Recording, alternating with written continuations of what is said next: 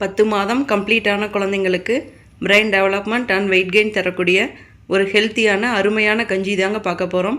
அதுக்கு அரை கப் அளவுக்கு மக்கானா எடுத்துக்கோங்க. லோ டு மீடியம் ஃப்ளேமில் வச்சு ஒரு 3 நிமிஷம் அளவுக்கு நல்லா வறுத்துக்கோங்க. இப்போ 3 நிமிஷம் கழிச்சு ஒன்று எடுத்து ப்ரெஸ் பண்ணி பார்த்தீங்கன்னா நல்லா பொரிஞ்சு வந்திருக்குங்க. அப்படியே ஒரு தட்டில் மாற்றிக்கோங்க. திரும்பவும் 2 டீஸ்பூன் அளவுக்கு பொட்டுக்கடலை எடுத்துக்கோங்க. அதையும் ஒரு 3 நிமிஷம் அளவுக்கு லோ டு மீடியம் ஃப்ளேமில் வச்சு நல்லா வறுத்துக்கோங்க. தட்டில் மாற்றிக்கோங்க. கூடவே 2 பாதாம் 2 முந்திரி இதையும் வறுத்து அப்படியே தட்டில் மாற்றிக்கோங்க. இப்போ இந்த 3மே நல்லா கம்ப்ளீட்டாக ஆற வச்சதுக்கப்புறம் அப்படியே மிக்சர் ஜாருக்குள்ளே போட்டுக்கோங்க. போட்டுட்டு நல்லா ஃபைனாக அரைச்சி எடுத்துக்கோங்க. இந்த பவுடரை சளிச்சு எடுத்து ஒரு 2 வீக்ஸ் வரைக்கும் ஏர்டைட் கண்டெய்னரில் ஸ்டோர் பண்ணி வச்சுக்கலாங்க. இந்த பவுடரில் கஞ்சி செய்கிறது எப்படின்னு பார்த்துடலாங்க. ஒரு 2.5 டேபிள் ஸ்பூன் அளவுக்கு ரெடி பண்ண பவுடர் ஒரு பேனில் போட்டுக்கோங்க. கூடவே 1 கப் அளவுக்கு தண்ணி சேர்த்து கட்டி எதுவும் இல்லாமல் ஃபஸ்ட் நல்லா கலக்கிக்கோங்க. அடுத்தது அடுப்பில் வச்சு ஒரு 5 நிமிஷம் அளவுக்கு மீடியம் ஃப்ளேமில் வச்சு நல்லா குக் பண்ணிக்கோங்க.